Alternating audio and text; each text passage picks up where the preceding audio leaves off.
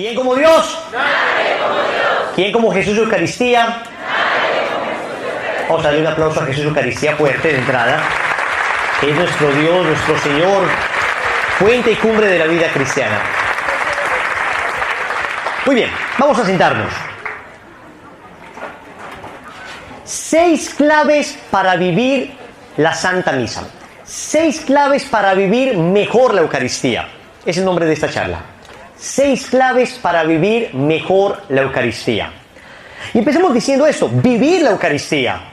Yo recuerdo que hace muchos años se decía que uno iba a escuchar misa. Ustedes recuerdan que nuestros abuelos y tal vez nuestros papás decían mucho, vaya a oír misa, vaya a escuchar misa.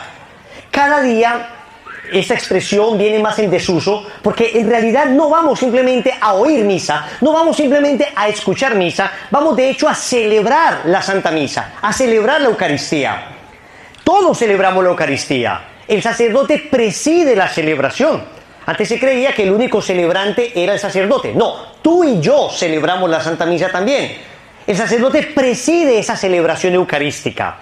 Y esta celebración que nosotros vivimos, esta celebración en la que nosotros estamos, es una celebración que comporta como 2 dimensiones, así como la cruz. Una primera dimensión que es completamente vertical, y es la dimensión eucarística que nos habla del sacrificio. Miren que la cruz tiene un madero vertical, de la tierra al cielo. La Eucaristía es un sacrificio, porque estamos, no repitiendo, no volviendo a hacer, sino renovando, actualizando el único sacrificio de Jesús en la cruz. Nosotros renovamos, de alguna manera nosotros vamos al Calvario y en la Eucaristía nosotros vivimos exactamente el mismo momento que vivió San Juan y la Santísima Virgen María. Renovamos ese sacrificio. Por eso la Eucaristía debe ser solemne, porque es sacrificial. La Eucaristía debe ser solemne porque estamos nosotros allí en el Calvario, acompañando a la Virgen María y a San Juan. La Eucaristía se reviste de solemnidad, de misterio, porque precisamente estamos allí con el cielo encapotado, el cielo gris, está lloviendo, hay truenos, porque el Hijo de Dios está muriendo por amor a nosotros. Entonces la Eucaristía comporta ese sentido de misterio. Y a veces hay gente que dice, es que no entiendo tantos ritos, ¿por qué no son simplemente predicaciones agradables? ¿Por qué no son predicaciones chistosas? Porque la Eucaristía no es una charla. La Eucaristía es el sacrificio de Cristo. La Eucaristía tiene rito porque el rito expresa el misterio. Y por eso a veces, aunque no terminemos de entender muy bien, aunque no terminemos de comprender la profundidad de la liturgia, de hecho durante muchos siglos la gente ni siquiera entendía lo que el sacerdote decía porque era en latín, y a veces la gente critica esto desconociendo la profundidad de aquello, y la intención es que estamos ante un misterio. Los misterios son realidades que nuestra razón no termina de comprender. Nos aproximamos un poco al misterio, podemos rasguñar un poco de la verdad del misterio, pero siempre el misterio supera nuestra capacidad. Siempre el misterio va más allá de lo que nosotros podemos entender. Y por esa razón la Eucaristía está rodeada de incienso, está rodeada de oración de litúrgicas solemnes, de expresiones, de gestos. El sacerdote se levanta, el sacerdote se sienta, abre las manos, las junta. Todo eso son gestos, signos litúrgicos que expresan un profundo misterio.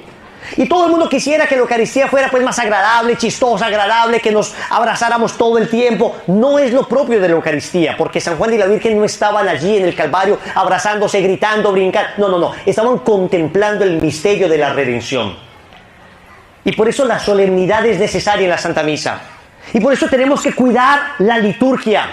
Y por eso tenemos que hacer un esfuerzo para que nuestros hijos entiendan que los ritos eucarísticos no son simplemente actos repetitivos sin sentido, sino que tienen un profundo sentido. Debemos enseñar a nuestros niños que existe algo más allá que la diversión, que la vida no solamente es divertirse, que la vida no solamente es estar en charlas donde nos gustan mucho, donde nos reímos, donde estamos participando, digamos, activamente con la razón. A veces simplemente participas con el alma. Hay realidades en la vida que se entienden más desde el alma que desde la razón. Y no digo que sea irracional la Santa Misa, digo que el misterio muchas veces supera la razón. Y por esa razón nosotros en el amor tenemos también actos misteriosos. cuando una mamá, por ejemplo, empieza a hablar con el niño, con el bebé recién nacido, ni siquiera le está explicando, hablando o diciendo cosas excesivamente racionales. Simplemente son gestos, son actos de ternura. A veces que se queda contemplando al bebé. Son actos de amor que van más allá de la mera razón. Entonces la Eucaristía es misterio y por eso mientras más solemne mejor. Y por eso cuando se reviste de belleza las velas, el canto gregoriano, las campanas, todo eso llama al alma a lo eterno, eleva a lo sobrenatural, a lo místico. Nosotros en una cultura como la que estamos, que es una cultura de la diversión, es una cultura del placer, es una cultura de la distracción, pues nos cuesta mucha dificultad entender que el alma necesita misterio, necesita ritual, necesita cosas que le superen. Hay un contacto del misterio con el alma que no pasa necesariamente por la razón. Por eso debemos nosotros conservar el misterio. La Eucaristía es sacrificio. La Eucaristía tiene un madero vertical, pero la Eucaristía también es banquete y por eso también tiene un madero horizontal. Y el banquete nos llama ya a celebrar que no solo Cristo murió, sino que Cristo resucitó. Lo que celebramos en la misa es el misterio pascual, pasión, muerte y resurrección del Señor.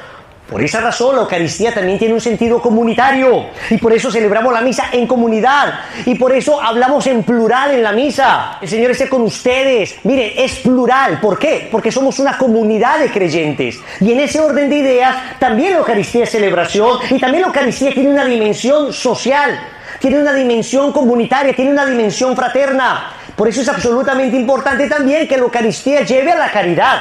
No puede ser que simplemente me lleno de hermosos ritos, elevo mi alma a lo sobrenatural, me quedo contemplando el misterio, pero este misterio no me mueve a ayudar al prójimo. Este misterio no me mueve a la caridad. Este misterio no sacude mis entrañas para ayudar al hermano necesitado. ¿Conocen esa canción que dice: con vosotros está y no le conocéis? Con vosotros está, su nombre es el Señor. Su nombre es el Señor y pasa hambre. Y muchos que lo ven pasan de largo, tal vez por no llegar tarde al templo, o tal vez para llegar temprano al templo. Es lo mismo de la parábola que el Señor cuenta del buen samaritano. Gente profundamente religiosa, gente en contacto con lo sobrenatural, gente en contacto con lo eterno. Ahí estaban sacerdotes, ahí estaban escribas, unos que estaban en contacto con los rituales, unos que estaban en contacto con ese misterio que también estaba de alguna manera lleno, sobrenaturalizado en las prácticas de los judíos. Allá en el templo había mucho misterio también, había mucha solemnidad, había incienso, había velas, había sacrificios, una cosa maravillosa. Pero oye, si esto no se traduce en caridad, entonces algo estás haciendo mal. El problema no es del misterio, el problema es de que nosotros no hemos sido capaces de que ese misterio se vuelva caridad, de que ese misterio se vuelva amor, de que ese misterio tenga esa dimensión comunitaria. Y la Santa Misa tiene esa dimensión también comunitaria. Me debe mover a la caridad, me debe mover a ser más amoroso, me debe mover a ser más compasivo, a perdonar, a ser más amable. O si no, algo está haciendo mal, o si no, algo estoy haciendo mal, o si no, algo estamos haciendo mal. Si es que venimos de misa a gritar, a pelear, venimos de misa con el mismo temperamento, todavía peor, venimos de misa y todavía no somos capaces de perdonar, venimos de misa y nos la pasamos criticando, algo estamos haciendo mal. La liturgia es perfecta, pero los que estamos haciendo algo mal somos nosotros. Necesitamos pedirle al Señor que allí nos transforme. En la Eucaristía vamos como mendigos suplicando transformación. Señor, cambia mi vida, cámbiame este temperamento. Señor, transfórmame, hazme más caritativo, hazme compasivo con la gente, Señor. No me duele el dolor del otro, que en la Eucaristía yo adquiera esa sensibilidad para que me duele el dolor del otro. Y por eso entonces la Eucaristía tiene una dimensión vertical que es el sacrificio, lo que nos habla de lo eterno, el rito, y por eso entonces antes se celebraba la misa, dicen que de espaldas, no era de espaldas, en realidad era de frente a Cristo, de frente al Padre en realidad. El sacerdote representa a Cristo que está frente al Padre Celestial. No era de espalda, no, era de frente al Padre. Y tenía esa dimensión, se remarcaba mucho esa dimensión sacrificial. Pero es cierto que ahora tenemos una mayor claridad de la dimensión fraternal, comunitaria. Entonces, banquete también de la Eucaristía, no solo sacrificio, también es banquete. Bien, después de esta breve introducción, vamos con la primera clave para vivir mejor la Eucaristía, para vivir adecuadamente la Eucaristía. Primero, estar en gracia de Dios. Anótenlo, estar en gracia de Dios. El Catecismo de la Iglesia Católica en el numeral 1415 dice lo siguiente: el que quiere recibir a Cristo en la comunión eucarística debe hallarse en estado de gracia. Si uno tiene conciencia de haber pecado mortalmente, no debe acercarse a la Eucaristía sin haber recibido previamente la absolución en el sacramento de la penitencia. ¿Quién como Dios? Nadie. ¿Y después de Dios? Nadie. Lo primero entonces, para vivir la Eucaristía plenamente y para poder comulgar, dice el Catecismo de la Iglesia Católica, numeral 1415, está bien fácil el numeral 1415, dice el Catecismo, debes estar confesado, debes estar en gracia de Dios. Estamos hablando de la situación ideal. Estamos hablando de que comunión significa común unión. Estamos hablando de que yo voy a unirme al cuerpo de Cristo porque mi alma ya está unida a Cristo.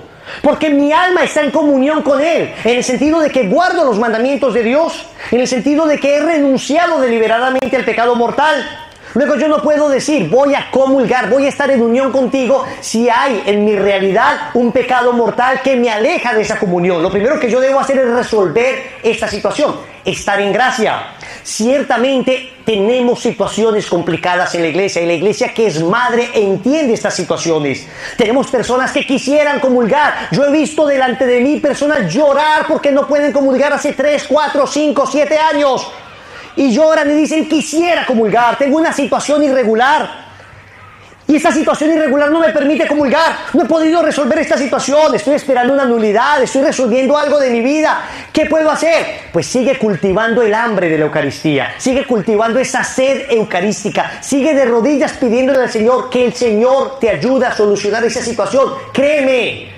Yo he visto personas suplicando y el Señor ayuda a que esa situación se soluciona. Lo que no podemos hacer es lo que pretenden algunas personas: cambiemos toda la ley de la iglesia, cambiemos la palabra de Dios, cambiemos todo para que se adapte a mi situación. No, humildemente yo debo reconocer que hay una situación complicada en la que me encuentro, y esa situación no tiene por qué reajustar la Biblia, reajustar el Código de Derecho Canónico, reajustar el Catecismo de la Iglesia Católica, reajustar lo que durante 2000 años hemos creído. Hombre, humildemente yo reconozco mi pecado, yo reconozco que estoy en una situación complicada y le pido al Señor, ayúdame, y la iglesia no te rechaza, y puedes ir, vivir la Eucaristía, puedes estar allí de rodillas en el momento de la comunión, llorar y suplicarle al Señor, solucioname esta situación. A la Virgen Santísima Madre, estoy aquí llorando por no poder comulgar a tu divino Hijo, necesito ayuda, y ella te ayuda, ella intercede.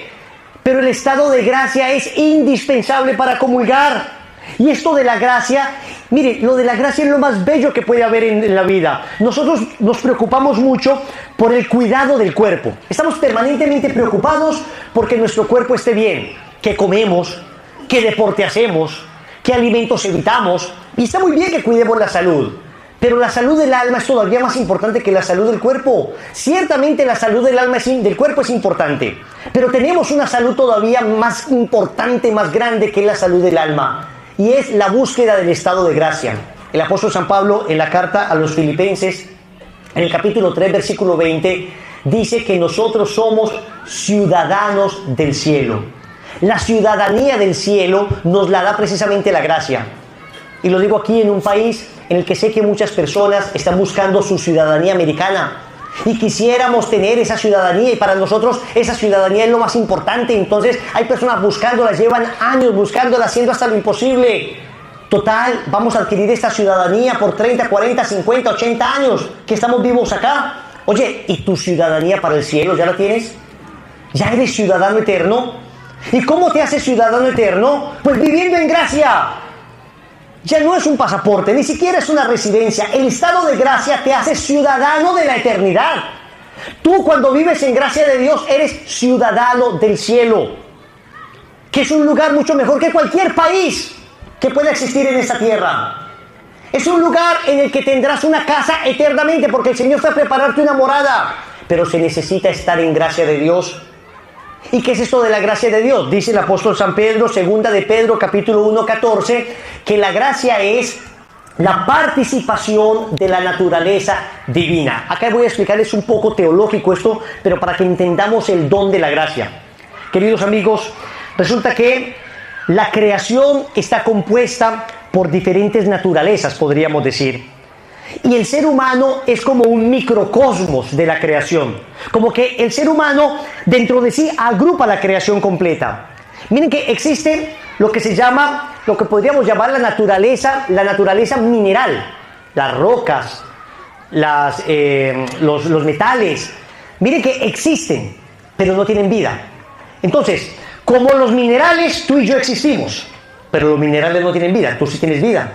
Luego existe en el orden de la creación una naturaleza superior, que es la naturaleza vegetal. Los vegetales no solamente existen, sino que además viven. Entonces, como los minerales, existimos. Como las plantas, vivimos. Pero la planta está ahí plantada. La planta solamente vive. No tiene, digamos, emociones, sentimientos, pasiones. Bueno, ahora la gente le habla a las plantas, pero no es que se depriman las plantas en realidad, pero ahora hasta las plantas sienten, dicen algunos, pero técnicamente hablando sabemos que la planta vive. Tendrá algunas terminales ahí que le hará responder a unos ciertos estímulos, pero no he visto pues todavía un girasol en el psicólogo, pues porque esté deprimido el girasolcito. No, eso no, todavía no. Tal vez llegaremos allá, pero por ahora algo de sentido común tenemos todavía, ¿eh? Entonces, están los minerales que existen, las plantas que viven, los animales, en cambio, no solo existen y no solo viven, sino que tienen emociones, pasiones, sentimientos. Y nosotros ahora tenemos un pastor alemán, un perrito, se emociona cuando llegamos, mueve la colita, se enoja, quiere, le da rabia, se entristece. Los animales sienten. Hay digamos que unas facultades inferiores que compartimos con el mundo animal. Les cuento que cuando yo era niño teníamos un French Poodle, son estos perritos pequeñitos, blanquitos. Era lo más defectuoso que existía. Se llamaba Cifri, completamente defectuoso. Yo lo recuerdo muy bien, tenía estrabismo en la vista. Lo llamábamos a un lado, Cifri. Nosotros estábamos allá y miraba para el otro lado. Siempre miraba para el otro lado. Además, cuando se emocionaba mucho, lo dejábamos de ver 2 o 3 días, se emocionaba tanto que cuando llegábamos de la emoción se empezaba a ahogar. Nos tocaba ir y agarrarle a golpes en las costillas para poderlo respirar. Era defectuoso. Cuando corría tenía como no sé, la columna desviada porque corría de lado. Era defectuosísimo, pero ¿cómo queríamos al perrito? ¿Cómo lo queríamos? Los animalitos tienen sentimientos y nosotros con los animales no solo compartimos la existencia como con los minerales, no solo compartimos la vida como con las plantas, pero además compartimos unas facultades inferiores, las pasiones, las emociones, los sentimientos. ¿Ok? Pero resulta que además nosotros tenemos unas facultades superiores, el entendimiento y la voluntad. Entonces nosotros podríamos llamar nuestra vida, tenemos un alma espiritual y tenemos una vida natural nosotros. Una vida natural que nos permite, digamos, relacionarnos, que nos permite hablar, que nos permite pensar, que nos permite razonar, que tenemos entendimiento, que tenemos voluntad. Nosotros somos capaces de actos voluntarios. Los animales más bien son como instintivos, ¿no? O sea, un animal que está en calor, por ejemplo, no dice, bueno, por virtud voy a guardar castidad. No, pues un perrito no tiene ese tipo de acciones de virtud, ¿no? O dice, por virtud voy a ayunar 40 días. No vas a ver eso nunca en un perro. Él responde a los instintos. En cambio, un ser humano tiene la capacidad de decir, voy a evitar esto, voy a hacer aquello, aunque en mí haya inclinaciones instintivas hacia ciertas cosas. Por ejemplo, es instintivo en nosotros que cuando alguien nos hace daño, queramos responder también a ese daño que nos hacen. Tenemos unos instintos dentro de si estás jugando soccer, por ejemplo, te golpean el pie, tú no dices, oye, qué maravilla, gracias, te voy a dar un abrazo de oso, querido hermanito, y te voy a dejar ganar el partido porque me has golpeado, te amo. Hombre, nadie hace eso. Lo instintivo es, me diste, pues yo también te voy a dar, pero parecerá un accidente. Eso es lo propio de nosotros, ¿eh? Hay instintos, pero también somos capaces de conservar, nosotros guardar, de alguna manera dirigir, no reprimir, pero sí enfocar esos instintos, ¿eh? Somos capaces de decir, no le voy a dar en la yugular el golpe. Uno es capaz de ir modulando un poquito, uno es capaz de ir matizando, uno es capaz de ir organizando. Eso en virtud es lo que se llama ser dueño de tus propias pasiones, ser dueño de tus propios instintos. Entonces tenemos una vida natural. Hasta ahí llegamos. Nuestros actos son humanos, son naturales. Pero Dios quiso que nosotros participáramos de la vida sobrenatural. Dios quiso que tú y yo pudiésemos vivir eternamente. Si Dios no nos hubiera participado de su vida, no seríamos ciudadanos del cielo. Es como si tú y yo quisiéramos tanto a nuestro perrito, es un ejemplo imperfecto, pero para que me comprendan, y pudiéramos darle al perrito la capacidad de ser humano. Es lo que estamos intentando ahora y estamos fracasando. ¿Ven ustedes que hemos animalizado al hombre y hemos humanizado al animal? ¿Se han dado cuenta de aquello? Ahora a veces tratamos a los animalitos mucho mejor de lo que tratamos a los hombres. Hay gente, una señora en Inglaterra le heredó su fortuna a su mascota. Pero claro, pues, no importa, aunque legalmente eso pudiese llegar a estar aprobado alguna vez, sabemos que en la realidad pues la mascota no puede hacer nada con eso. Siempre tendrá un representante humano que será finalmente el que aprovechará aquello. ¿Por qué? Porque yo solo puedo heredar a aquel que tenga mi naturaleza. Yo, por mucho que quiero a mi perrito ahora, se llama Simba, es un pastor alemán precioso, pues yo no le puedo heredar nada, porque solo hereda aquel que tenga mi naturaleza. Yo al perrito lo puedo querer, con el perrito puedo jugar, le puedo consentir todo lo que quiera, pero el perrito es un perrito, no es un humano. Si yo le pudiera compartir mi naturaleza, lo quisiera ser humano y lo pudiera hacer, pues yo llegaría a la casa y le diría: Simba, ¿quién como Dios? Nadie como Dios, me movería la cola. ¡Uf! Y después de Dios, nadie como María. Pues me llevo un susto tremendo, me infarto cuando vea eso, porque el perrito es perrito. En cambio Dios, que es Dios, sí puede eliminar ese vacío imposible de llenar entre la naturaleza divina y la naturaleza humana. ¿Y sabes cómo llenó ese vacío? Con un regalo que nos dio, es el regalo de la gracia. Dios nos comunicó su propia naturaleza. Y eso es lo que dice el apóstol Pedro en 2 de Pedro, capítulo 1, versículo 4. Nos participó de su naturaleza divina. Oye, en el momento en que te bautizan, a ti te regalan la vida divina por participación. Solo Cristo tiene vida divina por naturaleza, pero nosotros la tenemos por participación. En la cruz Cristo nos participa esa vida, y a partir de ese momento tú y yo somos hijos de Dios. Primera carta de Juan, capítulo 3, versículo 1. Mirad qué amor nos ha tenido el Padre al llamarnos sus hijos, pues lo somos. Oye, yo puedo decir que mi perrito es como mi hijo, pero no es mi hijo. Pablo, Mariana, Manuela, Salomé, Juanita que está en el cielo, y la bebé o el bebé que viene en la barriguita de mi esposa, porque estamos embarazados en este momento,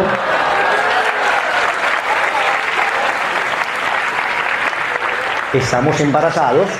Bueno, está ella, no, esta barriguita es culpa del colon irritable. Pero decimos, estamos embarazados. Ellos son hijos, tienen mi naturaleza, yo les di, mi esposa le dio, nosotros le dimos nuestra naturaleza por regalo de Dios.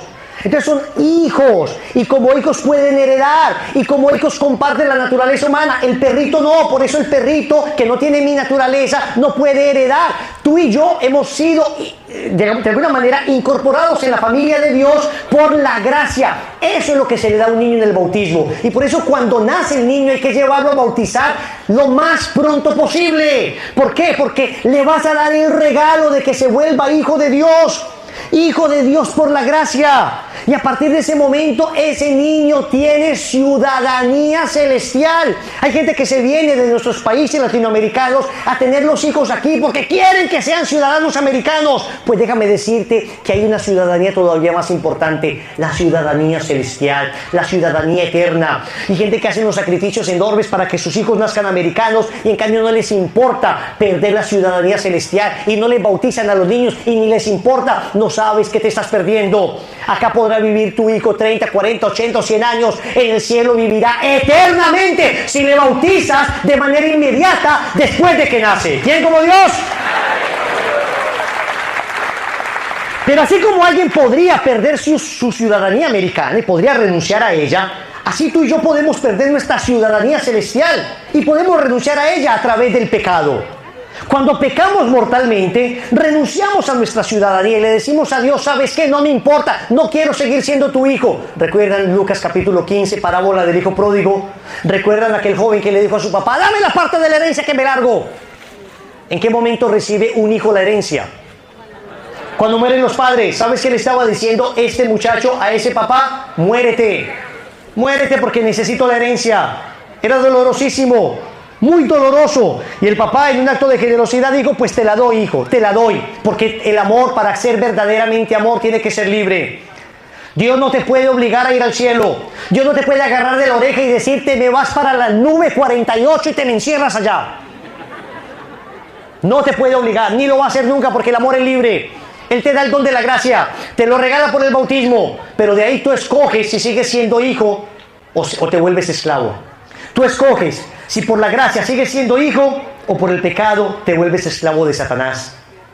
Y entonces, en ese momento en que nos bautizan, somos hijos de Dios y empezamos a vivir la vida sobrenatural. Y tus obras son eternas. Y ahora cuando tú haces algo, ya no haces algo meramente humano, ahora haces algo divino. Y tú haces una obra de caridad y sin la gracia, esa obra de caridad es una linda obra de caridad para postear en redes sociales, meramente humana. Pero cuando estás en gracia de Dios, esa obra te merece la eternidad por los méritos de Cristo. Esa obra buena, esa caridad que haces, esa oración tiene carácter eterno, tiene carácter sobrenatural.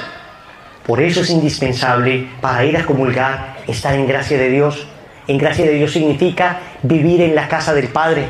Estar en gracia de Dios significa que tú no puedes llegar como el hijo pródigo después de haber despilfarrado todo, llegar a la casa con harapos, regañar a todo el mundo, golpear a los meseros, golpear a los criados y decir, denme la comida que me corresponde. No, hijo, primero ven llorando, pide perdón por lo que has hecho y después de que pidas perdón, el Padre restituirá tu dignidad a través del sacramento de la reconciliación. Te pondrán un anillo nuevo, te lavarán ese rostro sucio, te pondrán una túnica preciosa, sandalias nuevas, matarán el becerro cebado y volverás a ser hijo, pero solo si te acercas al sacramento de la reconciliación. Si de rodillas le dices al Padre, he sido un hijo pródigo, desperdicié mi dinero en el pecado, con malos amigos, con malas mujeres, en las drogas, en el licor, en la pornografía, acabé mi vida, mi dignidad, la de mi familia con otras mujeres. He estado llenando mi cabeza de basura. Ahora pido perdón, Padre. Y ese Padre te estará esperando. Todas las tardes ese Padre está ahí en la ventanita, esperando que en aquel horizonte en el que te vio irte alguna vez con la cabeza erguida, lleno de amigos y de dinero, me voy a pecar, jactándote del pecado, Él espera que ese hijo algún día regrese. Y en cada silueta que ve en el horizonte, el Padre se llena de emoción pensando que eres tú, pensando que ese es el hijo pródigo. Y la gente le dice, no te lastimes más, no va a regresar, por Dios ya. Le dicen al viejo, por favor no se siga haciendo daño. Y el Padre dice, Él va a regresar, Él va a volver. Un congreso como este lo puede hacer volver. Una Eucaristía como la que vamos a vivir hoy lo puede hacer volver. Una charla, una oración, un momento de gracia, un toque de misericordia de Dios le va a hacer volver. Y ese día es hoy. Y el Padre va a ver la figura de ese hijo, que ya no viene erguido, ahora viene arrastrando sus pies. Ya sus hombros no están altos, ahora sus hombros están caídos. Ya no camina con aquella dignidad soberbia, no, ahora camina arrepentido por lo que ha hecho, arrastra sus pies. Ya no está limpio, precioso, ahora está desarreglado, el pecado le ha golpeado durísimo, ahora ni siquiera tiene alimento, no tiene ropa, no tiene nada, está en harapos. Y entonces el Padre va a ver a ese hijo y el Padre va a correr a abrazar a aquel hijo. El hijo cae de rodillas llorando, Padre, he pecado contra el cielo y contra ti. Eso es lo que pasa en la confesión, he pecado contra el cielo y contra ti, no merezco llamarme hijo tuyo, trátame como uno de tus siervos. Y entonces el Padre no te escuchará. El Padre simplemente te abrazará, te llenará de besos, se colgará de tu cuello. Dice Jesús, y lo llenó de besos. No le importó que en cada beso estuviese besando esa miseria, esa suciedad. Él estaba criando cerdos, ni siquiera la comida de los cerdos se la podía comer. Y estaba allí, desesperado ese hijo.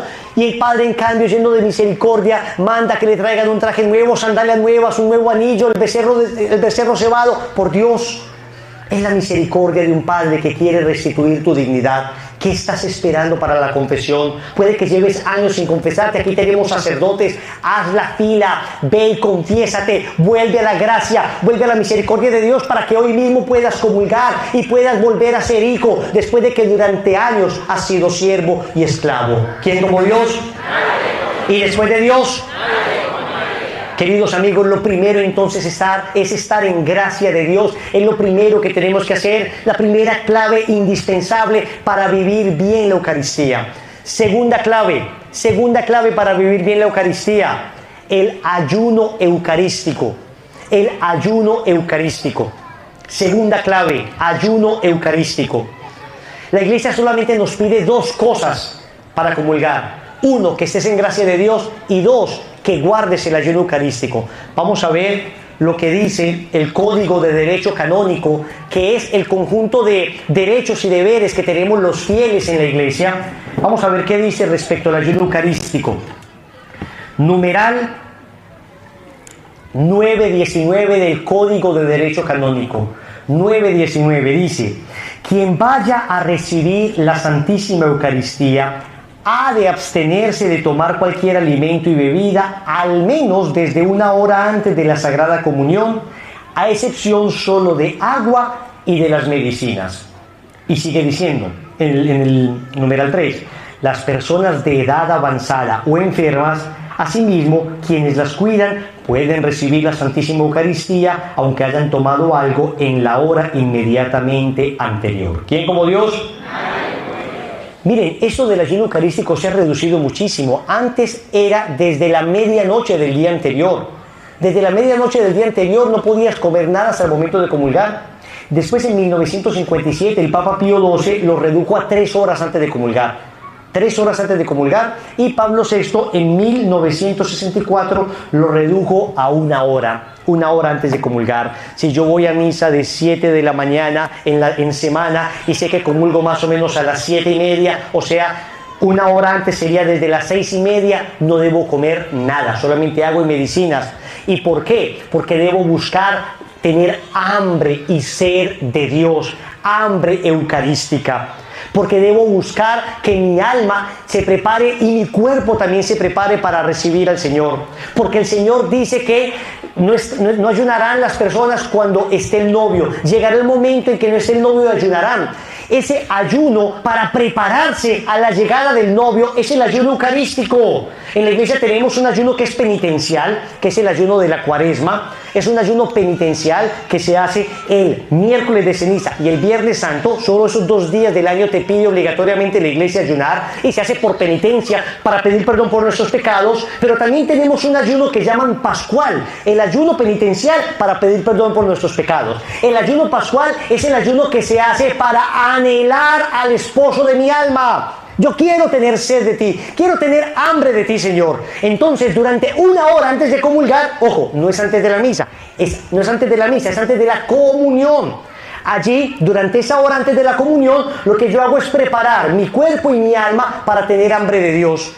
Y entonces, durante esa hora le pido al Señor: Señor, dispongo mi alma, dispongo mi cuerpo, esta pequeña incomodidad que me significa no poder comer antes, porque hay gente que de repente va a misa de 7 de la mañana y después se va a ir a trabajar, entonces le tocaría desayunar muy temprano. Claro que implica una pequeña dificultad, claro que implica una pequeña necesidad, claro que implica de alguna manera desacomodarnos, pero está muy bien, porque eso expresa muy bien el deseo que tenemos de nuestro amado Señor. Hay gente que me pregunta: Wilson, ¿y después de la comunión debo esperar algo? La Iglesia no establece normas litúrgicas al respecto. Usted podría salir y comer inmediatamente. Ahora, una especie de sentido del decoro, de la sensibilidad eucarística, nos dice que sería bueno esperar un poco de tiempo después, después de comulgar, de tal forma que yo mantenga esta sensibilidad de que Cristo está dentro de mí. ¿Cuánto tiempo está Cristo dentro de mí? Eucarísticamente, el tiempo que el cuerpo se demore en asimilar el pan. ¿Cuánto es eso? Algunos dicen 20 minutos, media hora. Ok, pero en realidad la gracia de la comunión estará en ti tanto cuanto tú quieras, tanto cuanto dispongas tu alma, tanto cuanto prolongues ese momento. Y por eso es ideal después de la comunión, si es que tengo que salir inmediatamente porque voy para el trabajo, por lo menos no tomar el celular, por lo menos no estar distraído en nada más que en estar adorando al Señor. Pasó que San Felipe Neri, allá en Roma, veía que cuando un señor que iba a misa comulgaba, inmediatamente después de la misa salía corriendo y salía como disperso, que no mantenía el recogimiento. Entonces San Felipe Neri le dijo a sus monaguillos: la próxima vez que este señor venga y salga corriendo, por favor, salgan detrás de él con las velitas. Y salieron detrás de él. El Señor dijo, ¿qué están haciendo? Padre Felipe, ¿por qué usted me manda a estos jóvenes? Y dice, porque si tú no quieres adorar al Jesús que está dentro de ti, ellos lo van a hacer por ti. Uno debe tener una cierta sensibilidad, aunque repito, litúrgicamente se exige 1 hora antes de comulgar. En semana sería más o menos media hora antes de empezar la misa. Sabemos que la misa dominical dura un poco más, 40 minutos, 45 minutos, pero más o menos apunte uno 25 minutos, 40 minutos siempre antes de empezar la misa, más o menos le dará a uno siempre el ayuno eucarístico. Y recuerden que el ayuno es importante en la palabra de Dios. El Señor Jesús ayunó 40 días y 40 noches antes de empezar su ministerio público. Cuando estaba el Señor orando y llega después de la oración, se da cuenta que sus discípulos no habían podido expulsar al demonio que estaba en un joven. Y dicen, ¿por qué no hemos podido expulsarlo? Porque ciertos demonios solamente salen con ayuno y oración. Se requiere el ayuno para sacar ciertos demonios de nuestra vida, para luchar contra ciertas tentaciones. Y ese ayuno nos recuerda que debemos tener hambre de Dios. Es sobre todo el sentido del ayuno eucarístico. Chicos, seamos estrictos con el ayuno eucarístico. Yo les digo, en mi experiencia personal trato de ser muy estricto con el ayuno eucarístico. Trato de mantenerlo literalmente. ¿Por qué? Porque eso de alguna manera denota la preparación que estoy teniendo para comulgar. Que la comunión para mí diariamente no es una cosa más. No. Yo me preparo muy bien para comulgar. Al punto que si no guardo el ayuno eucarístico, prefiero no comulgar ese día. La iglesia me pide que comulgue al menos 1 vez al año. Me dice que vaya a misa cada 8 días. Pero que al menos comulgue 1 vez al año. Yo no tengo obligación de estar comulgando, menos cuando no he dispuesto adecuadamente mi alma para esa comunión. Y de alguna manera me regaño a mí mismo. Me regaño y digo, ¿cómo no te preparaste bien, Wilson, si vas a recibir al amado de tu alma? Pues entonces, espérate, haz comunión espiritual. Haz comunión espiritual. O en ocasiones, si es que fue una situación que no pude controlar, en fin, espero el ayuno eucarístico y le pido al sacerdote después de la misa que me ayude con la comunión.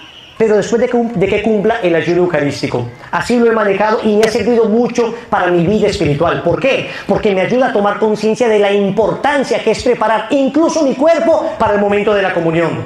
Algunos dirán, usted es demasiado rígido. No es que yo sea demasiado rígido. Código de Derecho Canónico, numeral 919. Lo que me pide la iglesia para comulgar son 2 cosas. Estar en gracia de Dios y guardar el ayuno eucarístico. ¿Por qué entonces voy a desobedecer a mi madre? Lo voy a hacer así. Habrá otras personas que dicen, a mí no me importa, uno tiene que ser más flexible. Allá ellos con su conciencia. Yo en mi conciencia voy a tratar de guardar las cosas tal como la iglesia me lo dice. Y después de Dios, tercer punto, tercera clave para vivir mejor la Santa Misa. Vive la liturgia. Ojo, participa en la liturgia de manera activa. ¿Qué significa, queridos amigos, que cuando llegamos a la Santa Misa, cada cosa que pasa en la misa tiene un sentido? Desde el momento en que entras y hay allí un lugar para que te dé la bendición con el agua bendita. Normalmente es una pileta que hay allí donde hay agua bendita. O hay algún pequeño lugar donde se deposita el agua bendita. ¿Y esto por qué se hace? Porque la iglesia tiene claridad de que el agua bendita hace huir al demonio. Santa Teresa de Ávila cuenta que en muchas ocasiones que ella tuvo apariciones del demonio, cuando ella daba la bendición, el demonio se iba, pero volvía después. Pero que cuando ella utilizaba agua bendita, el demonio se iba y ya no regresaba. De hecho, si algún día tienen la oportunidad de ir a la Basílica de San Pablo Extramuros en Roma, se llama Extramuros porque queda en lo que entonces eran las afueras de Roma, allí, cuando entras al ábside de la iglesia, al lado derecho, casi que por donde uno sale, hay una pileta increíble de agua bendita, que está allí el agua bendita, y eso es como de mármol, está un demonio huyendo ante la presencia del agua bendita. Y un gran exorcista español, el padre Antonio Fortea, dice que cuando te das la bendición con agua bendita al entrar a la iglesia, todas las distracciones que eran producto del demonio en la misa se irán. Quedarán las distracciones que son producto de tu propia debilidad y de la mía.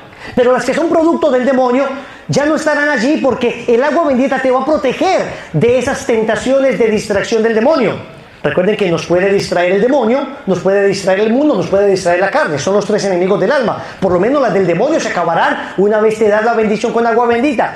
Entras a la Santa Misa y vamos a hacer un rápido recorrido por los momentos litúrgicos de la misa para que veamos cómo se celebra. Grosso modo, la Santa Misa tiene algo que se llama los ritos iniciales. Esos ritos iniciales empiezan desde el momento del canto. Empieza el canto y todos nos ponemos de pie y vemos como el sacerdote entra en procesión. La procesión en la misa significa el camino que el pueblo de Dios recorre hacia el cielo. El altar representa el cielo, el pueblo va caminando con el sacerdote camino al cielo. Cantamos con el sacerdote llega al altar y el sacerdote saluda diciendo: ¿quién como Dios? Así nos saluda el sacerdote, amigos. El saludo del sacerdote es trinitario, en el nombre del Padre, y del Hijo, y del Espíritu Santo, y todos respondemos: amén. Y saluda diciendo: la gracia de nuestro Señor Jesucristo, el amor del Padre y la comunión del Espíritu Santo esté con todos ustedes. ¿Hay que hacer y con tu espíritu con las manitos así? No hay necesidad de hacer eso. Ahora, si alguien lo hace, no empiece usted a decir: qué falta de sentido litúrgico.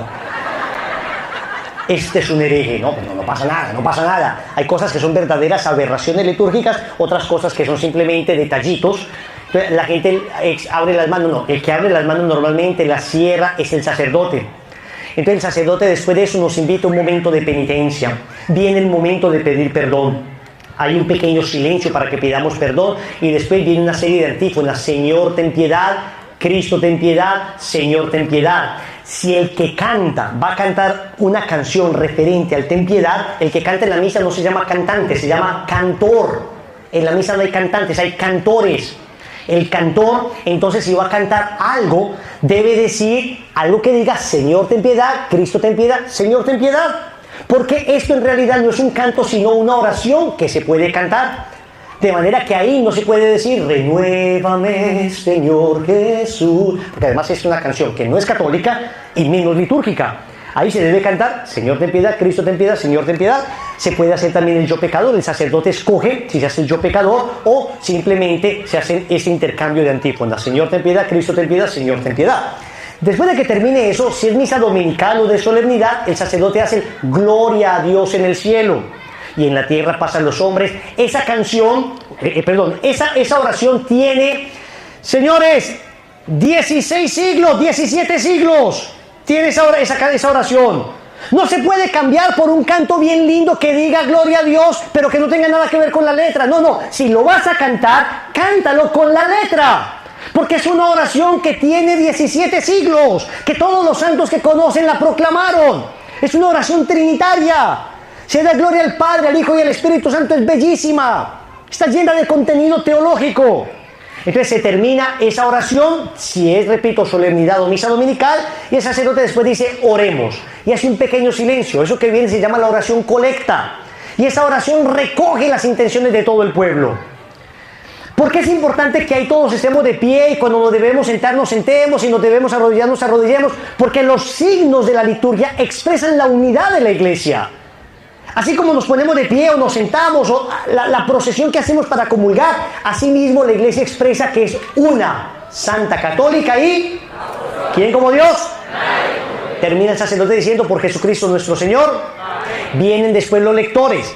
Si los lectores pasan por el altar, saben ustedes que el altar, cuando está iluminado, representa a Cristo. Si los lectores pasan por el altar, el lector frente a Cristo hace una venia y hace la lectura. Si no pasan por el altar, no tienen necesidad, pueden llegar directamente al lugar donde se va a proclamar la palabra de Dios. Van a empezar a leer. Se dan cuenta que en el leccionario aparece algo con letra rojita. Dice primera lectura. Lo que aparece con letra rojita no se lee. Se llaman las rúbricas. O sea que no hay necesidad de decir primera lectura, sino que uno llega directamente a lo que dice en letra negrita, que dice lectura de la carta del apóstol San Pablo a los Corintios. O lectura del libro del Éxodo. Ahora repito, usted después de este congreso no se vaya a la misa a decir, dijo primera lectura, estamos en la olla. Pobre iglesia. No sabe nada de liturgia. Yo sí aprendí liturgia. Es que si viera el curso de liturgia que hice en media hora en el Congreso de Lazos Marianos. Primero, no existe un curso. Segundo, es lazo de amor mariano. Y tercero, esto no es para que nos llenemos de soberbia, sino para que entendamos el sentido. No pasa nada, no te distraigas de lo esencial. Si alguien dice primera lectura, pues no es una herejía, no es un pecado. No vayas donde el lector a decirle, ¿ya te confesaste? ¿Por qué? Porque dijiste primera lectura. Hombre, que no, que tranquilos, que tómalo con calma. Lean muy bien, preparen muy bien la lectura, por favor. Los que vamos a leer, preparemos bien la lectura. La Biblia se demoró 1200 años en escribirse. Dios inspiró a los agiógrafos para que lo escribiera. Inspiró después a los traductores para que lo tradujeran bien. Después inspiró a la iglesia para que la conservara. Hay una cadena de milagros para que la palabra de Dios finalmente llegue al pueblo. Y tú eres el último eslabón de esa cadena para que la palabra de Dios llegue al pueblo y vienes a leerlo mal. Todo perfecto y al final leemos mal. No, preparémosla, porque aunque sepas leer, hay cosas difíciles en la Biblia, hay palabras difíciles, hay nombres complicados. Dime si te toca del libro de Daniel que Sidrac, Misac y Abdenago dijeron a Nabucodonosor. Pues tú diciendo, pierdes 3 dientes mientras dices eso. Que no es fácil. Y yo escucho gente diciendo que Pablo se fue a Antioquia en vez de Antioquía. Antioquia, yo soy paisa, la región donde vivo es Antioquia. Entonces, por favor, leamos bien, preparemos bien el texto. Hay palabras difíciles, hay textos duros. Lectura del apóstol San Pablo a los galácticos. ¿A los qué? Galácticos. Galácticos, Gálatas, hijo, Gálatas. Prepara bien la lectura, la haces bien, pausado. Termina la primera lectura y dices palabra de Dios.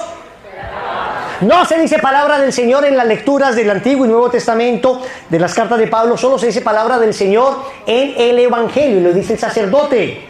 Luego viene el momento del Salmo. En el Salmo no hay necesidad de decir, al Salmo respondemos todos llenos de entusiasmo, alegría, gozo, regocijo interior, felicidad interna, un gozo desbordante que sale de lo profundo del alma, una alegría que te hace bailar de gozo. El Señor es compasivo y misericordioso. No hay necesidad de eso. Ya sabemos que se repite, estamos en misa, vamos frecuentemente. Usted simplemente lee la antífona que se va a repetir, ellos la repiten y lo van leyendo. No se dice palabra de Dios al final, se termina. Después, si hay segunda lectura, mire que yo hablo de primera y segunda lectura para distinguirlas. Lo que no se hace es leer diciendo segunda lectura, ¿ok? Entonces, ahora repito, si alguien lo hace, no pasa nada, no pasa nada. Termina la segunda lectura, después viene el aleluya. En el momento en que empieza el canto del aleluya nos ponemos de pie, o para que se guíen mejor, en el momento en que el sacerdote celebrante se pone de pie, ahí nos ponemos de pie. Dice la ordenación general del misal romano, Eclesia de Eucaristía, que son estos documentos de los que tomo toda esta información, que en el momento en que el sacerdote va a leer, todos giramos el cuerpo hacia la palabra de Dios. El que está allí gira su cuerpo para que su cuerpo quede en dirección de la palabra de Dios. Termina de leer la palabra de Dios, el sacerdote dice palabra del Señor y todos respondemos. El sacerdote podría omitir la homilía en la misa de semana. El domingo no debería omitirla, a no ser que haya una causa grave. Si es misa dominical, el sacerdote después hace el credo. Puede hacer el credo de los apóstoles o el credo niceno-constantinopolitano, que es el credo largo. Y ambos credos son igualmente válidos. No hay necesidad de alzar la mano para decir esta es nuestra fe, esta es la fe de la iglesia. De hecho, textualmente, algunas disposiciones litúrgicas dicen que no se debería alzar la mano. Ahora, si de repente alguien alzó la mano, no empiece usted diciendo está endemoniada. Está endemoniada. El demonio de la desobediencia la agarró. Hombre, no pasa nada. Paciencia, paciencia. Termina la primera parte. Hubo una introducción, ritos introductorios. La primera parte se llama liturgia de la palabra, todo lo que alcanzamos a ver cuando empezaron la lectura y cuando termina el credo. Ok, se hace lo que se llama la oración del pueblo de Dios. Se pide normalmente en esa oración, primero por la iglesia, el papa, los obispos, después se pide por nuestro país, después se piden por los que sufren y después por las necesidades de todos en general. Más o menos es simple la estructura. Después viene lo que se llama la presentación de las ofrendas. Algunos lo llaman el ofertorio, lo más técnico sería decir presentación de las ofrendas. Se presenta el pan y el vino que se van a consagrar. El sacerdote empieza, oren hermanos, hace una pequeña oración y ahí decimos el Señor reciba de tus manos ese sacrificio para la alabanza y gloria de su nombre, para nuestro bien y de toda su santa iglesia. Ahí hace una pequeña oración y luego empieza el prefacio con un diálogo que dice el Señor esté con ustedes. Levantemos el corazón. Demos gracias al Señor nuestro Dios. Y miren, ahí hay una cosa que se llama el primer embolismo. El embolismo es como un inserto, una oración que prolonga la anterior. Es justo y necesario. Y dice el Padre, en verdad es justo y necesario, nuestro deber y salvación. Prolonga la oración. Hay un segundo embolismo después del Padre Nuestro. Me anticipo, cuando el sacerdote dice, y líbranos del mal, No se dice amén. En la misa, el Padre Nuestro no termina con amén. Termina con un embolismo. El Padre inserta una oración, que es, líbranos del mal. Y el Padre dice, líbranos de todos los males, Señor, y consérvanos. Extiende la oración, inserta una oración que extiende el Padre Nuestro. Es bien bonito eso de la liturgia, ¿no? Pregunto, ¿vamos bien hasta acá? Sí. Listo. El sacerdote entonces, eso se llama el prefacio. Antes, factum, facto es antes del hecho. ¿Antes de cuál hecho? De la consagración. El prefacio termina en el santo. ¿Ok? Ahí hacemos el santo, santo, santo, el Señor Dios de los ejércitos, llenos está el cielo y la tierra de tu gloria, osana en el cielo, bendito el que viene en nombre del Señor, osana en el cielo. Si se va a cantar, el cantor debe cantar letra que diga eso, santo, santo, santo es el Señor Dios del universo, llenos está el cielo y la tierra de tu gloria. Eso es lo que se debe cantar, ¿ok? Viene la parte de la consagración. Viene ya la parte donde el sacerdote va a decir lo que se llama la anamnesis, el momento exacto en que Cristo en la última cena instituyó el sacramento de la Eucaristía. Nos ponemos de rodillas. Algunos dicen que en el momento en que termina el santo nos ponemos de rodillas. La opinión común es que uno se pone de rodillas en el momento de la epíclesis. Epíclesis es una palabra griega que significa invocación. La epíclesis es cuando el sacerdote extiende las manos sobre el cuerpo y la sangre de Cristo e invoca al Espíritu Santo para que este pan y este vino se conviertan en el cuerpo y la sangre del Señor. Ahí nos ponemos de rodillas. Wilson, yo no me puedo arrodillar. Entonces te haces en la misa a un ladito para que no estés en toda la mitad tapando a todo el mundo, sino que uno, digamos, discretamente se hace en una orillita para que todos puedan ver el momento de la consagración. Ahora, entiendo que hay personas que tienen problema de rodilla, muy bien. Ahora bien, si esa persona no se puede arrodillar ante Cristo, supongo que si se encuentra un fajo de $1,000 en billete de 100, va a decir, oye, no me puedo arrodillar, bendito sea Dios, que tome ese fajo a otra persona. Si de repente tú dices, no, yo ahí haría un esfuerzo y sería capaz de arrodillarme por esos $1,000 o esos $10,000, entonces haz un esfuerzo mayor para arrodillarte ante aquel que creó el universo entero. Amén. ¿Quién como Dios? Hay gente que definitivamente no puede. No puede. Hay gente que de verdad, definitivamente, y ni por los $1,000 se arrodillaría, ni por los 10,000. ¡Mija! ¡Tómelos! A ese le creo. Y de verdad, hay gente que tiene problemas. Mi familia, por ejemplo, todos, por parte de mi mamá, han tenido problemas graves de rodilla. Entiendo eso. Entonces, ¿uno qué hace? Se hace un ladito. Y no se ponga uno a juzgar al otro. No es que usted está de rodillas mirando al otro. No se arrodilló. El de los $10,000, no se arrodilló. Sin juzgar a nadie. Cada uno viva su misa con el Señor. Tú vive la tuya. No seas como el fariseo que está diciendo, gracias, Señor, porque me has hecho tan perfecto. Guardo la liturgia de manera perfecta. Mira, me arrodillo en el momento que es. No como ese pecador que extiende las manos, que el Señor esté con ustedes con tu espíritu. No, qué primera lectura, pecadores. No. Tú vive la misa con amor, con reverencia. No te pierdas lo esencial que es Cristo. Te pones de rodillas en ese momento. En la consagración, el sacerdote ostenta el cuerpo de Cristo. Tomad y comed todos de él, porque este es mi cuerpo. Tú miras el cuerpo de Cristo. No es el momento de hacer la oración del wichi wichi. ¿Conocen la oración del wichi wichi? Cuando yo era niño, en la consagración, yo escuchaba que hacían una oración. Yo la llamaba la oración del wichi wichi. Y la señora de lado empezaba...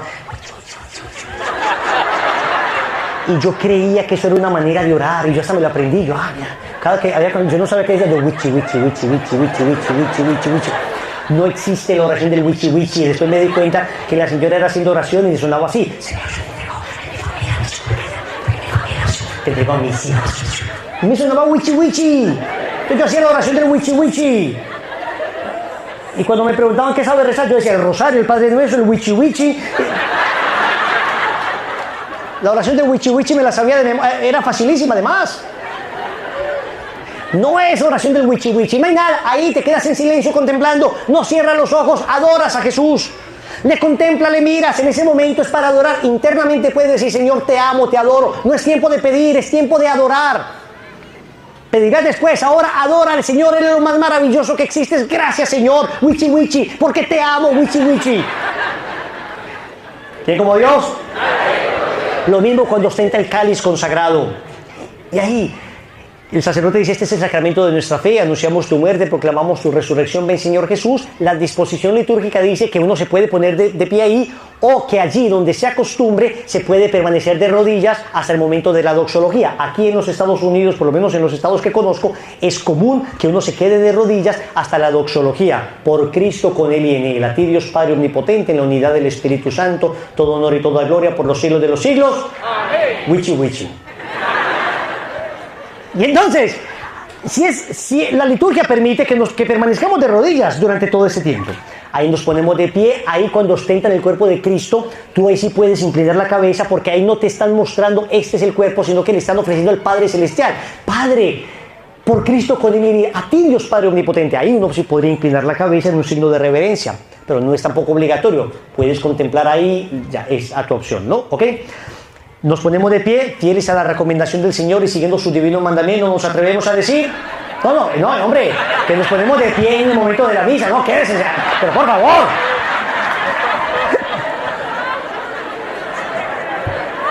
Estoy en un dilema entre que están muy atentos y no están atentos. No sé qué pensar. Llego con Dios. Ahí nos ponemos de pie después de la doxología. El Padre Nuestro, ¿se pueden abrir las manos o no? Miren, en realidad yo es que no he encontrado en todas partes donde he buscado una disposición litúrgica que diga que está mal abrir las manos durante la misa. De hecho, la ordenación general del misal romano no dice nada. En Colombia, por ejemplo, el país de donde vengo, los obispos colombianos tienen una instrucción pastoral previa a la ordenación general del misal romano, que es como el libro que explica todo esto, donde dice que en la oración del Señor se podría discretamente abrir las manos sin ningún problema. En Colombia por lo menos es permitido eso, dado por los obispos. ¿Qué significa? Que en eso tampoco hay una regla absoluta que diga que no. Lo que no se debería hacer sería de pronto pues unos gestos demasiado digamos demasiado notorios, que desconcentren a la gente de la oración, que distraiga a las personas, pero no sería pues una cuestión radicalmente mala, no sería una cuestión pues que estaría en contra de la liturgia. Repito, en Colombia hay una disposición litúrgica que lo permite, de manera que no hay ningún problema si es que hay gente que lo hace. Normalmente hay personas que juntan las manitos para hacerlo de una manera más discreta y termina el Padre Nuestro diciendo, líbranos del mal. Amén. Seguridad, saquen estas 3 personas, por favor. Llévenselos.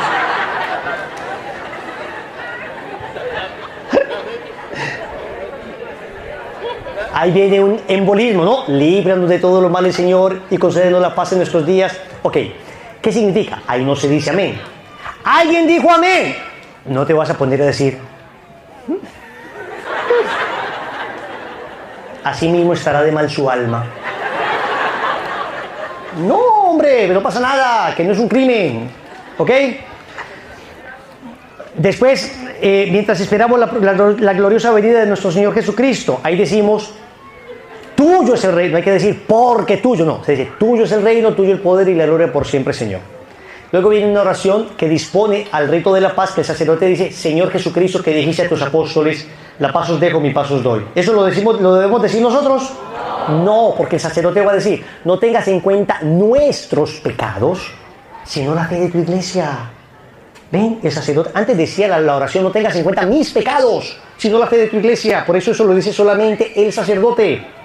Y no tengas en cuenta nuestros pecados, sino la fe de tu iglesia, que conforme a tu palabra concédenos la paz y la unidad, tú que vives y reinas por los siglos de los siglos. Amén. ¿Por los siglos de los siglos? Amén. Ahí sí, amén. Entonces dice, la paz del Señor esté con todos ustedes. El sacerdote podría omitir el signo de paz. Podría simplemente dejar hasta ahí, y si el padre no dice, o el diácono no dice, daos todos un saludo de paz, no se debe dar la paz. Se queda uno quietito. ¿Ok? Antes, de hecho, la liturgia tenía el rito de la paz al principio, en la primera parte de la misa. ¿Por qué hay sacerdotes que lo omiten?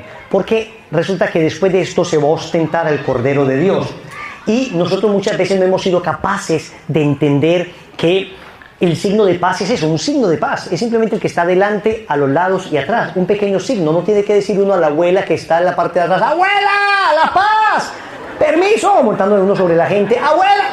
No, eso no es correcto, porque es un signo. Signo significa que a 2 o 3 que le doy la paz representan todo el pueblo de Dios con el que en ese momento estoy reconciliándome, ¿ok? Hay un signo de paz allí. Pero es un signo, los que están ahí al lado, ¿ok?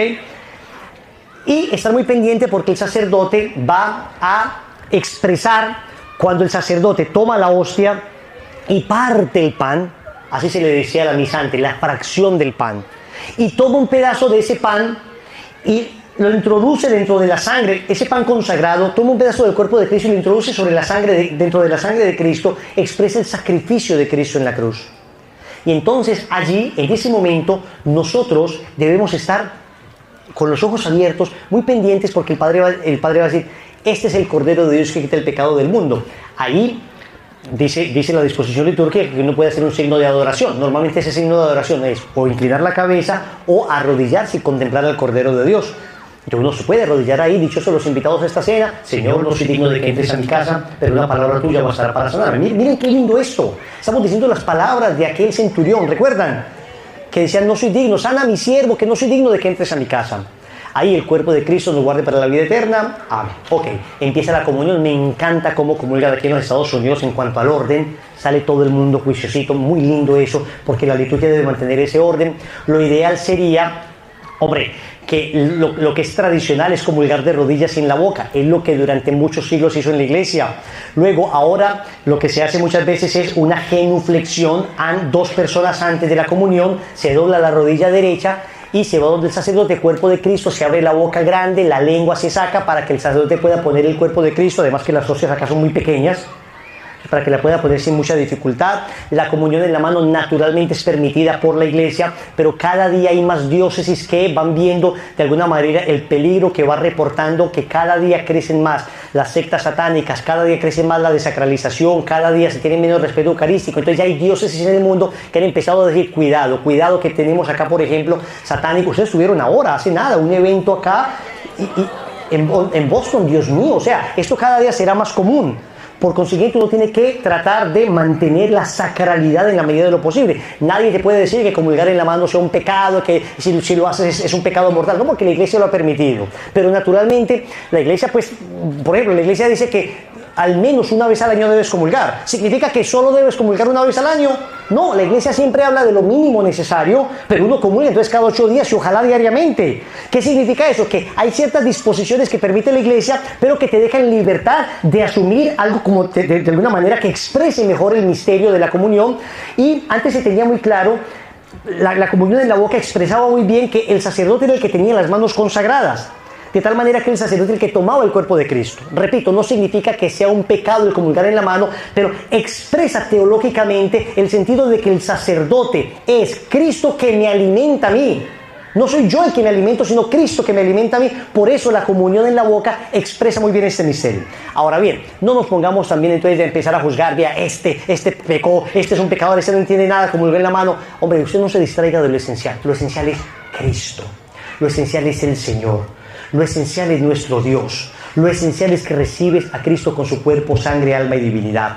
Recibes el cuerpo de Cristo y te vas, te puedes sentar o te puedes poner de rodillas, te unes al canto, adoras al Señor allí, termina después el momento de la comunión, el sacerdote dice, oremos, nos ponemos de pie, nos da la bendición, ahí inclinamos la cabeza y termina la misa, esperamos que el sacerdote salga y después de que el sacerdote salga nos quedamos un ratito adorando, el canto mariano que hacen al final, ojalá lo escuchemos de pie en un signo de reverencia a la Virgen María, termina la misa, podéis ir en paz. ¿Podéis ir a almorzar? Demos gracias a Dios, ¿no? Ah, mira acá. No, todavía no. Apenas estamos en la mitad de la charla. ¿Está rico esto, cierto? ¡Sí! ¡Hoy no almorzamos! ¡Wichi! Muy bien, ¿quién como Dios? No, sí vamos a almorzar tranquilos, pero ya vamos a avanzar. Primer clave, entonces, estar en gracia de Dios. Segunda clave, ¿cuál fue? Ayuno eucarístico. Tercera clave, vive bien, por favor, la liturgia. Esto es clave, vivir la liturgia. Pregunto, ¿importante esto que aprendimos? ¿Les va a ayudar a vivir mejor la Santa Misa?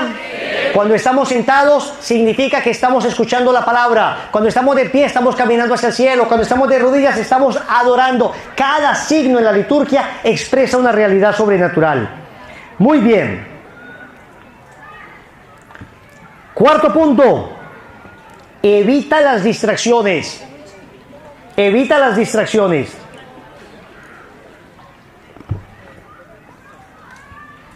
Lo primero clave es en qué parte de la misa, en qué parte de la iglesia te haces. Trata de hacerte en un lugar donde puedas estar viendo al sacerdote. Trata de llegar temprano. Trata de hacerte en un lugar donde los niños puedan ver. Mis hijos se aburren de misa, pero claro que se aburren, pues ¿por qué? Porque siempre estás en la parte de atrás, ellos vienen de una espalda toda la misa, pues se van a aburrir. Hacia adelante, que ellos puedan ver, y le vas explicando ahí en silencio al niño. La consagración, ahí suavecito. Acá nos ponemos de rodillas, significa que estamos adorando al Señor. Acá nos ponemos de pie, significa que somos peregrinos que vamos al cielo. Mira lo que el sacerdote va a hacer, mira, partió la hostia, significa el sacrificio de Cristo. Le vas contando suavecito, pero no con altavoz. ¡No, mijo! ¡Mire! ¡De rodillas!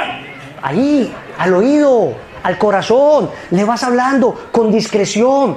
Y él va viendo, que vea todo. Y después, tengo una práctica con mis hijos, es decir, cuando llegamos a una iglesia nueva, normalmente vamos y vemos los santos. ¿Qué santo es este? Y anotamos, investigamos la vida. Mira el vitral. ¿Esto qué significa? Y hay cosas que uno no sabe y las averigua. O miramos, por ejemplo, los grabados, las tallas que hay en las puertas de las iglesias son cosas bellísimas y ellos van viendo y se van llenando de emoción ante estas cosas. A veces vamos al altar y les explico, mira, este es el altar, este es el presbiterio, acá se hace el sacerdote, mira esta vela grandota, es el cirio pascual, significa la resurrección de Cristo. Hay tantos signos, si les explicáramos a nuestros hijos, ellos disfrutarían más en la iglesia. Si cada uno de esos signos ellos lo entendieran, sería para ellos mucho más emocionante estar en la misa. Aunque naturalmente la misa no es para emocionar a nadie, sino para rendir culto a Dios. Sí tenemos que aprovecharnos de todos estos signos. Hay unos vitrales bellísimos. Pues ve y explica cada vitral a tu hijo. Y si no sabes, pues buscas en Google. Y Google te cuenta. No pasa nada. No las tenemos que saber todas, pero vamos investigando y vas viendo y le vas contando. Ellos se llenan de interés. Entonces, el lugar donde te haces en la misa es indispensable. Segundo, cuidado con los celulares. Cuidado con los celulares. Ciertamente hay personas que toman el celular para ir viendo las lecturas, pero es peligroso porque ahí llegó el WhatsApp. Ahí llega el mensaje y te distraes. Si vas a hacer eso, entonces desactiva todas las notificaciones, que puedas estar simplemente siguiendo esto. De hecho, sería ideal no tenerlo, porque a veces los niños, la idea de los niños es: mi papá tiene el celular en la misa. Aunque sea leyendo, es difícil para ellos después entender que no están haciendo, porque ellos normalmente relacionan celular con diversión, celular con distracción, celular con entretenimiento. Entonces tratemos de estar más bien, llevemos la hoja impresa, llevemos el misal impreso, llevemos la hoja de los cantos impresa, para que ellos vean que no estamos distrayéndonos con dispositivos electrónicos. Luego también tratemos de no mirar mucho hacia atrás, tratemos de estar concentrados siempre, de estar mirando al frente. Evitemos las distracciones en la medida de lo posible. A veces uno, incluso con los niños, a mi esposa y a mí nos pasaba que en las misas con los niños uno se distrae, porque este gritó, este dijo, este se quiere hacer acá, no, que yo me quiero hacer acá, que porque siempre usted allá, ¿qué? Y uno a veces es: Madre Santa, Dios Santo. Uno a veces los quiere estripar y uno sonriéndole a la gente y por dentro los quiere uno amasar así. Ay. Entonces le dijimos a nuestro director espiritual: Padre Jacob, es que las misas, qué difícil es vivirlas así. A veces hemos pensado más bien que mi esposa vaya, después yo... No, vayan y vivan la misa así, porque ustedes deben vivir la misa no como ustedes quieren, sino como Dios quiere. Y Dios quiere que vivan la misa en familia. Aprovechen ahí y ofrezcan todas esas distracciones y esa lucha. Pero lo que Dios quiere no es vivir la misa como ustedes quieren, sino como Él quiere. Y Dios quiere que estén en familia. ¿Quién como Dios? Entonces uno es obligado. Eso significa que nosotros nunca les damos a los niños nada, ni un juguetito, ni un celular, nada, que se vayan acostumbrando y se van volviendo juiciosos. Créeme que después de llevar a tu hijo durante un tiempo a misa, más o menos a los 85 años ya son juiciositos. 85, 86 años esos hijos ya viven la misa así. No vas a creer, pero a los 6, 7 añitos que ya lo entienden todo. Yo veo ya en Pablito, que antes era muy inquieto, ahora vive su misa bien. Marianita ya está aprendiendo, Pablito 7 años, Marianita 5 años. Los chiquiticos es normal, pero tratamos de siempre tenerlos cargaditos a los más chiquititos para que sepan que en misa estamos quietos, que no estamos jugando, que no estamos yendo de acá para allá, que no nos estamos saliendo de la banca. Ahora cada cual irá encontrando su manera. Lo que no es muy conveniente es tenerles distractores, porque ellos tienen que acostumbrarse a que hay momentos en la vida donde uno no se está distrayendo, donde uno está contemplando el misterio, aunque se aburran un poco. Algún psicólogo pediátrico decía que tenemos que enseñar a nuestros hijos a aburrirse sanamente. No todo en la vida de los niños puede ser meramente diversión, porque hay muchas cosas en la vida que exigirán estar allí. estar allí quietos, estar allí aprendiendo. Trata de explicarles en la medida de lo posible. Traten de preparar a sus hijos para la misa. Yo he visto que cuando uno prepara a los niños para la misa, funciona mejor. Uno se sienta con ellos, les explica la palabra. Ya mi hijo Pablito celebra la misa en la casa muchas veces. Le compramos todo, los ornamentos, todo para que celebre la misa. Y llama a las niñas y él regaña a las hermanitas. ¡Bien sentada! ¡De pie, Mariana! ¡Una belleza! Entonces tú los vas acostumbrando a que tengan contacto con lo sagrado. Ahora bien, hay días que están mejores, otros días que están peores. Hay días que viven la misa como ángeles. Otro día uno los quiere estripar. No pasa nada, hace parte de la educación. Eviten las distracciones, pero aquellas que son connaturales a una familia numerosa, ofrece esas distracciones. ¿Quién como Dios? Vamos terminando, que escucho unos estómagos aquí gritando. Quinto, dice así: cuida las disposiciones, el disponer, cuida las disposiciones. Vamos a ver. Hay una disposición remota y una disposición próxima. Por ejemplo, acostumbramos nosotros en familia a ir a misa, mi esposo y yo todos los días. Los niños están en clase, en fin, y cuando podemos los llevamos en semana. Pero la Eucaristía Dominical es particularmente especial. ¿Por qué? Porque la Eucaristía Dominical, ellos saben que a esa Eucaristía vamos bien vestidos. La misa que utilizamos nosotros el domingo no es la misa de relajo, de descanso, no. Para la misa, no es la ropa, perdón, no es la ropa de descanso, de relajo, sino para la misa vamos bien, vamos siempre con pantalones, vamos siempre con camisa de botones normalmente, o una camiseta bonita, bien, o siempre bien arregladitos, buenos zapatos. Tratamos de que ellos entiendan que el domingo es la misa. Todo lo demás es accesorio, pero el domingo es la misa. Domingo y misa equivalen, se identifican domingo y misa. Todo lo demás, repito, accesorio. Alcanzamos a ir acá, alcanzamos a ir allá, jugamos un poco, comimos un helado, nos fuimos a un restaurante. Accesorio, lo primero, la Santa Misa, lo esencial. Entonces, esa disposición, eso les ayuda a ellos a entender que la misa es muy importante, que todo ese día gira en torno a la misa. Por eso nosotros difícilmente iremos a una misa tarde, nos habrá pasado un par de veces, pero siempre procuramos que la misa sea lo esencial, lo central en el día, de tal manera que ellos comprendan que el domingo, día del Señor, es día para la Santa Misa, ¿ok? Entonces, la disposición significa eso. Cuida, por ejemplo, la ropa que se van a poner ese día. Cuida el tiempo al que van a llegar. Nosotros tratamos de decir, bueno, vamos a ir a misa a tal hora y nos preparamos bien para ir a misa a esa hora. Nos arreglamos todos. Tratamos de hacer la lección divina previa, es decir, tratamos de explicarles a los niños el Evangelio, sobre todo de la misa dominical. Tratamos de llegar antes para que nos toque adelante. Ahí mismo explicamos un poco quién se va a sentar en cada lugar. A los niños más grandecitos no los dejamos dormir en la misa dominical, sobre todo en la dominical. No se nos duermen. Los más grandecitos, ya siempre de 25, 26 años durmiéndose en la misa, no tiene sentido. Marianita de 5 y Pablito de 7, ellos en misa no se duermen, mis amores. Hagan el esfuerzo de pie. Por eso hay que tratar de que la misa sea temprano. ¿Por qué? Porque ya la misa, claro, de 6, 7 de la tarde, 8 de la noche, es una misa donde están muy agotados y no es tan fácil. Pero esos son signos. Ahora, hay que hacerlo con amor. O sea, hay que tratar siempre de mantener ese equilibrio entre radicalidad, entre esto es importantísimo, y siempre tratar de hacerlo muy amoroso para que el niño no tenga la experiencia de que yo me acuerdo de todas las misas que iba con mis papás por los pellizcos que me daban. Esa misa y pellizco para mí es lo mismo. No puede ser misa y pellizco lo mismo, misa y regaño, no. Siempre amorosos, pero sí muy exigentes. Mis amores, esto es así. Mis amores, nosotros damos culto a Dios. Mis amores, todo lo que hemos recibido. Mis amores, el milagro de esta sanación. Mis amores, estuvimos en tal paseo. Todo vamos a agradecerlo a Dios. Entonces, que haya una cultura del agradecimiento. Y hay que cultivar eso en los niños, el agradecer porque podemos comer, el agradecer porque podemos dormir, el agradecer porque tenemos casita, el agradecer por el carro. Salimos de un lugar donde nos divertimos mucho, mis amores, ¿se divirtieron? Sí. ¿Quién quiere darle gracias a Dios? Y no hay mejor lugar para darle gracias a Dios que la Eucaristía, que significa, la palabra Eucaristía es una palabra griega que significa acción de gracias. Entonces vamos a la misa a dar gracias. Y tratamos de sembrar en los hijos eso. Créanme, Los niños van asumiendo eso. Al principio uno cree que ellos no escuchan nada, que ellos no entienden nada, que no sirve para nada, pero ellos lo van asumiendo. Los niños aprenden mientras miran para otra parte. ¿Se han dado cuenta? Uno cree que porque están así mirando no escuchan nada. Mentira, todo está entrando, todo está procesándose. Los niños son capaces de recibir las cosas aun cuando uno cree que no están escuchando. Ahí tratemos de mantener esas disposiciones. Entonces, preparar remotamente para la misa dominical es a lo largo de la semana, recuerden.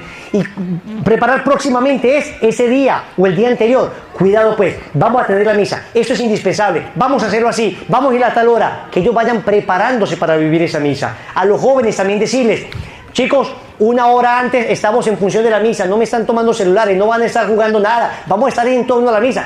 Para que ellos se vayan preparando, porque naturalmente salir del videojuego para entrar a la misa, pues no es una cosa que le va a preparar adecuadamente, va a estar pensando en el videojuego. Tratemos de decirle, no, vamos a ver, una media hora antes vamos a estar en función de la misa, ayúdame con tus hermanos, vamos a estar explicando la palabra, vamos a estar compartiendo la lección divina, vamos a leer el evangelio antes. Eso prepara muy bien para la misa. A eso nos referimos con cuidar las disposiciones. Estén cuidando esas disposiciones. Luego llega uno allá, no está comiendo chicle, no tiene gorra, no está uno viendo el celular, está uno bien concentrado en lo que estamos, lo que decíamos ahora. ¿Quién como Dios? Termina la misa, al final hacemos una oración todos en familia. Eso sirve mucho, esas son las disposiciones que hay que cuidar. Sexto. Ahora sí, sexto, ¿no? El sexto punto es: mantén presente lo sobrenatural. Mantén presente lo sobrenatural.